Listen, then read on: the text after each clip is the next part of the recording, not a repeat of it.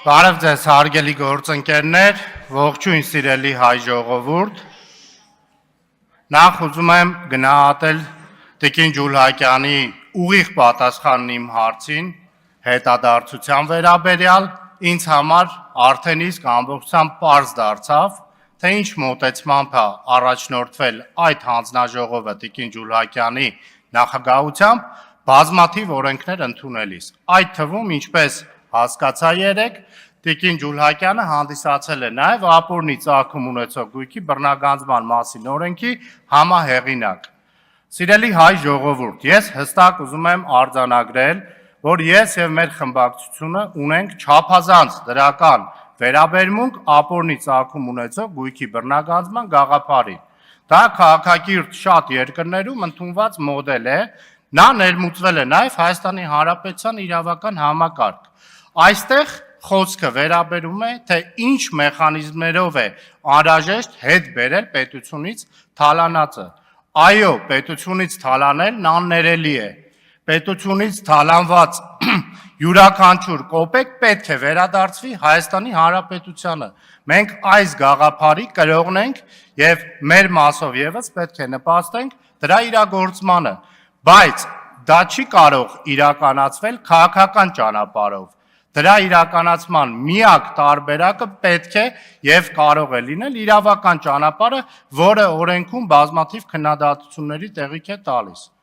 Տիկին Ջուլհակյան, ամբողջությամբ կիսում եմ ձեր այն միտքը, ձեր այն գաղափարը, որ Հայաստանին անհրաժեշտ է իրապես անկախ դատական համակարգ։ Այո, բայց եկեք հասկանանք, թե ինչ է առ այս պահը իրականացրել ձեր հանձնաժողովը եւ առհասարակ իշխող քաղաքական ուժը, որպեսզի մենք ունենանք անկախ դատական համակարգ։ Քաղաքական գրող դատարանների վրա դռներ փակելու մասով, յուրային ոչ յուրային դատավորների բաժանում, կարգապահական վարույթներ, կարգապահական մեխանիզմներ բերելու մեծ փորձ, մեծ գործիքակազմ, ցանկացած դեպքում դատավորն իրեն զգում է անպաշտպան։ Ստեղծվել են բոլոր նախադրյալները, որպեսզի ցանկացած դեպքում ոչ յուրային, ոչ ցանկալի դատավորի նկատմամբ առնվազն կարգապահական մեխանիզմներ կիրառելով հասնեն պաշտոնից զրկման, պաշտոնի դադարեցման։ Մենք պետք է կարողանանք սահմանել անկախ դատական համակարգի համար շատ բարձր նշաձող։ Եվ առաջի հերթին, քանի որ դուք եք 2018 թվականին ինքներդ նաև մեզ համոզել, որ այո, ժողովրդավարական երկրում իշխանությունը կարող է փոխվել եւ բոլորը պետք է պատասխան տան օրենքի եւ դատարանի առջեւ հավասարության սկզբունքով, առնվազն ձեր շահերից է բխում, որպեսզի ամեն ձևով, ամեն գնով նպաստեք անկախ դատական համակարգի կերտմանը եւ կայացմանը։ Օրվա իշխանությունները պետք է ընկալեն ի վերջո, որ դատական իշխանությունը դա ինքնուրույն իշխանության ճյուղ է, ինչպես որ օրենսդիր իշխանությունը, ինչպես որ գործադիր իշխանությունը, այլ ոչ թե դատական իշխանությունը հանդիսանում է գործադիր իշխանության մի մաս, բայց ամեն դեպքում երկրի բարձրագույն ղեկավարության ընկալումն այն է, որ դատական իշխանությունը պետք է միշտ կախյալ վիճակում լինի գործադիր իշխանությունից առնվազն, եւ դրան Տիկին Ջուլհակյան նպաստում է շատ հաճախ բարձրագույն դատական խորհրդի կազմավորման եւ վճռաբեկ դատանի դատավորների նշանակման հարցում, այդ թվում նաեւ օրենսդիր իշխանության մեծ ազդեցությունը։ Նման իրավիճակում ուղղակի անհնար է հասնել անկախ դատական համակարգի։ Լինելով շուրջ 15-18 տարի գրեթե իրավապաշտպան գործունեության մեջ, հստակ կարող եմ մեկ բան արձանագրել, որ երբեք քաղաքական բանտարկյալների նման թիվ Հայաստանի Հանրապետությունում չի եղել, ու քաղաքական բանտարկյալների որակումը ոչ թե տալիս եք դուք կամ մենք որպես խմբակցություն, այլ այդ հարցը պետք է ուղղվել առաջնահերթ այն անձանց, ովքեր իրենց ամենօրյա աշխատանքով առնչվում են ապօրինի քրեական մեղադրանքներին,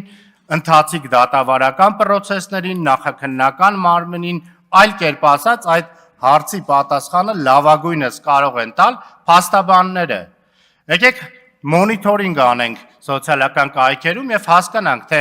արդյոք քաղաքական բանտարկյալներ կան թե ոչ, եւ երկրորդ կարևոր հարցը, երբևէ Հայաստանի Հանրապետությունում եղել է այսքան քաղաքական բանտարկյալներ, որքան այսօր կան ձեր իշխանության օրոք։ Ինչ։ Պարոն Հակոբյան, առիթ կլինի ձեր հարցին այլ ձևաչափով կանդրադառնամ։ Հարգելի գործընկերներ, հաջորդ կարևոր շեշտադրումը, որը կախյալ իրավիճակ է առաջացնում դատական համակարգի մոտ, որին ուզում եմ ձեր ուշադրությունը դարձնել, Տիկին Ջուլակյան, վերջերս ձեր հանձնաժողովով դրական եզրակացությամբ օրենք դարձած, օրենսդրության մեջ փոփոխության մասին է խոսքը,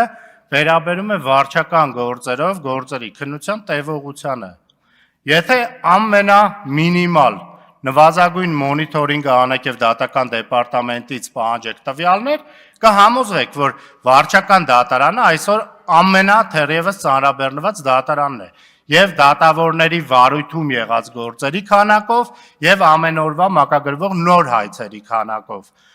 Ընդ որում հատուկ ուզում եմ շեշտել, որ այդ հայցերի ավելացման մեջ կրկին ձեր վարած իրավական սխալ քաղաքականությունն է, երբ խոսքը վերաբերում է անհիմն մեծ քանակով հայցեր դատարան մուտքագրելուն եւ այդ ծանրաբեռնվածությունն ու պատասխանատվությունը գործող դատավորների վրա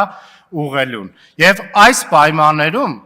ուղղակի օբյեկտիվորեն, եթե վարչական դատարանի դատավորները 24 ժամ ռեժիմով աշխատեն, միևնույնն է չեն հասցնելու այդ ժամկետները պահպանել։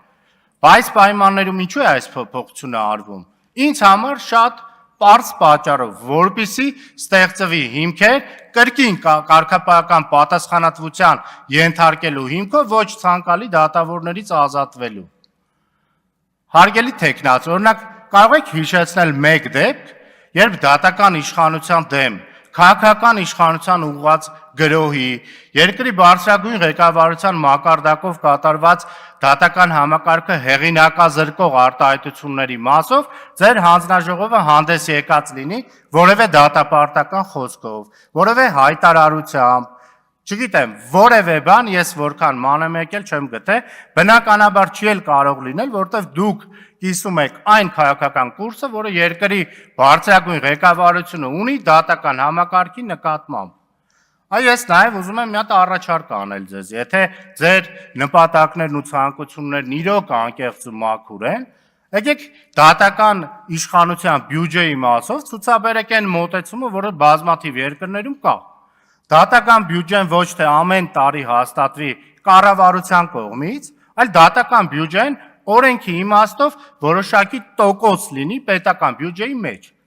Այսինքն չունենանք այն կանոնը, ով վճարում է, նա էլ պատվիրում է երաշխությունը։ Ունենանք հստակ կարգավորում, որ պետական բյուջեի աճին զուգահեռ միշտ աճում է դատարանների բյուջեն։ Այ այդ իրավիճակում միայն կարող ենք մոտենալ մեր ու երևի թե ձեր պատկերացրած անկախ դատական համակարգ ունենալու գաղափարին, միաժամանակ այս ամբիոնից ուզում եմ ողջունել բոլոր քաղաքական բանտարկյալներին, ովքեր իրենց քաղաքական խոսքի, մտքի, դավանանքի, իշխանությանը ոչ հաճո գործողությունների արդյունքում ենթարկվում են քրեական հետապնդման եւ տարատեսակ ճնշումների։ Ողջույններս բոլորին։ Շնորհակալություն։